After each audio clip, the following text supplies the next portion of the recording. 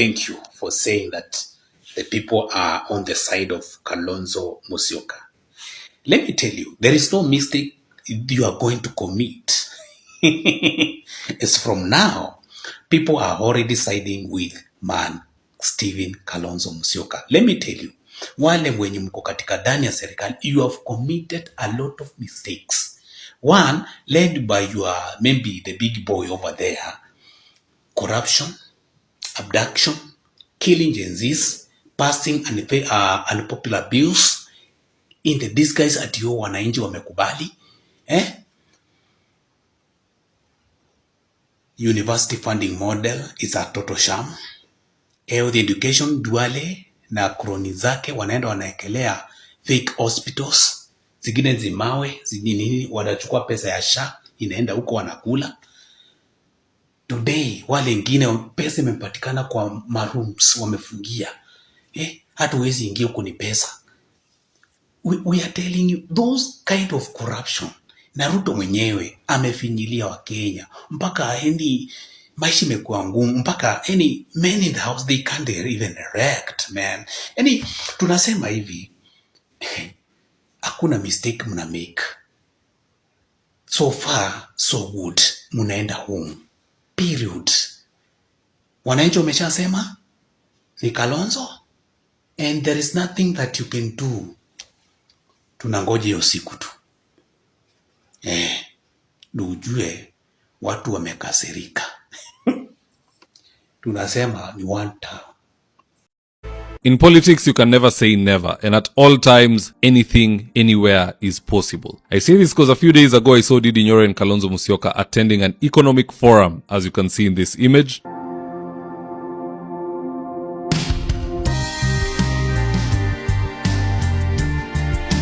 And shortly after, he began seeing articles and media outputs hinting at a Kalonzo Musyoka Ndindi Nyoro ticket. Now, in line with that, in this video I want us to look into the viability of a Kalonzo Musyoka and Ndindi Nyoro ticket. And so with no further ado, let's get after it. Now, the first advantage of Kalonzo picking Ndindi Nyoro as his running mate is financial firepower. Ndindi Nyoro, unknown to many, is actually a billionaire. And as young as he is, he has more money than Kalonzo Musyoka and all the governors of Ukambani combined. So that's a big advantage right there, especially since last time I saw Kalonzo Musyoka in a presidential campaign, he was holding a pay bill sababu ya kukosa pesa. In fact, here's the image.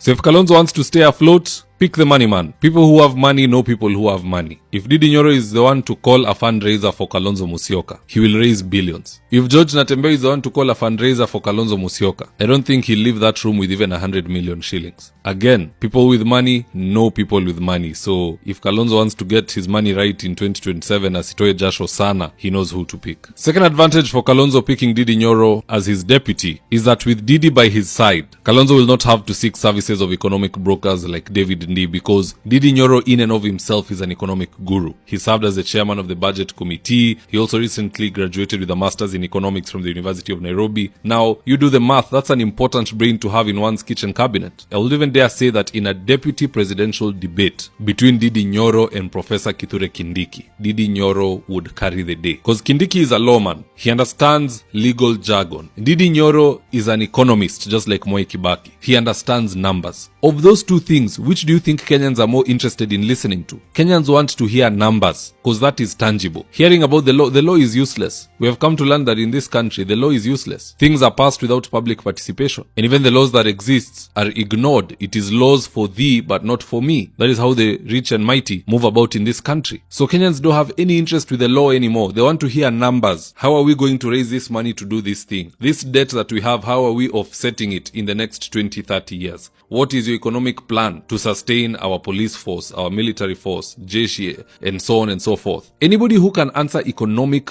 questions today is more valuable to Kenyans than some professor who knows all the clauses in the constitution. And even worse, if Kasongo decides to get rid of Professor Kindiki, you know, Kindiki and Ndindi Nyoro, it is a contest worth watching, but I suspect Ndindi will carry the day. Now, if they remove Kindiki, walete sijui nani kutoka huko ODM, sijui Wanga, sijui Raymond Omolo, sijui nani, that person anaenda kuoshwa mbaya sana by Ndindi Nyoro. There is nobody in ODM today who can go toe to toe with Ndindi Nyoro in a deputy presidential debate other than perhaps Babu Owino, perhaps Otiende Omolo. That is it. James Orengo, miaka imeenda, he's not a lucrative pick. Anyang' Nyong'o, same thing, age has caught up with him, he's not a lucrative pick. So they only have those two. Wajaribu kuleta anybody else, watazungushwa laps pale.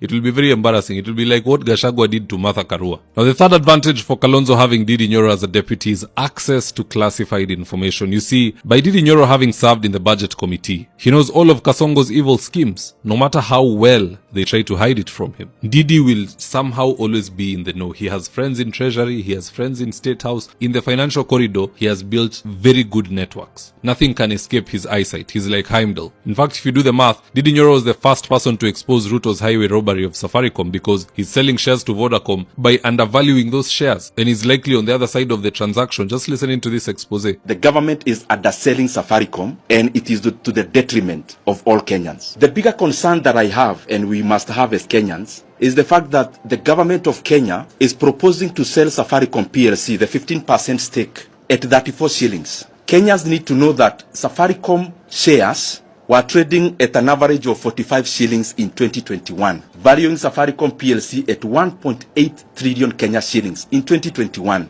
And of course, that is before Safaricom even invested in Ethiopia, an investment that is actually becoming a very good decision for Safaricom. And what I just want to say is that the people who are on the other side of the table in this negotiation of the sale, and especially the people from the National Treasury, they are either self-interested, incompetent, or both. Because there is no way you can sell a stake of a company as a block with no premium. I mean, to the cartels, good luck stealing from government when Ndindi Nyoro is the deputy president of Kenya. A guy who lives, breathes, and eats numbers. Kitawaramba mbaya sana. Now, the fourth advantage that Kalonzo would get by picking Ndindi Nyoro as his deputy is the complete support of Mlima Kenya. You see, there's a difference. Right now, Kalonzo has the support of Mlima Kenya. I don't believe he has the complete support of Mlima Kenya. For him to get that complete support, he needs to pick a deputy from the region. That's number one. On top of that, this deputy must be someone who gives the region longevity in leadership. Not what ODM is doing. Raila passes, they pick an even older fellow to lead ODM for the next 4, 5, 3 years maybe. So, based on that, there's no way we are going to work with JB Muturi. JB Muturi himself is also a senior citizen kidogo. Martha Karua, same thing. Ndindi Nyoro is somebody, if Kalonzo wins and he gets 2 terms, Ndindi Nyoro can be there for 10 years serving Kalonzo faithfully, and then he can also push his 10 years in power. That is the advantage of working with youth. So long story short, I don't see Justin Muturi or Martha Karua courting the same excitement in Mlima the same way that Ndindi Nyoro can. The fact that he's young, competent, and result-driven makes him even more lucrative than any other name you can put out there. It's just how the succession matrix is at the moment. Na ndio maana mimi mnasikia nikisema, whatever it takes, kama mimi mbunge wa Kiharu, I'll do it to make sure there is no fees increment in January for day school learners in the entire of Kenya.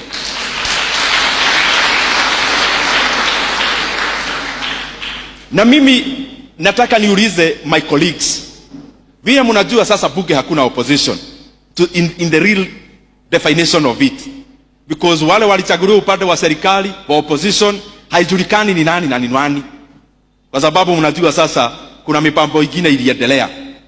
And I have said this, mimi kama mbunge wa Kiharu, even if I'll be the only solitary voice in Kenya to stand for education and the right thing, I'll do it and pay the price. So the reason why I am pitting my brother, the CS of National Treasury, is that he's just a spokesman for this deal. He was actually not in the negotiations. And if you want to challenge me, I am ready, because I know. Wacha nimaliza na kitu ya mwisho. Ati black chocolate ni fine melanin bana kutoka nikapate. Kanapenda kenye mi wanapenda, so kanapenda toto chupa na haga nono.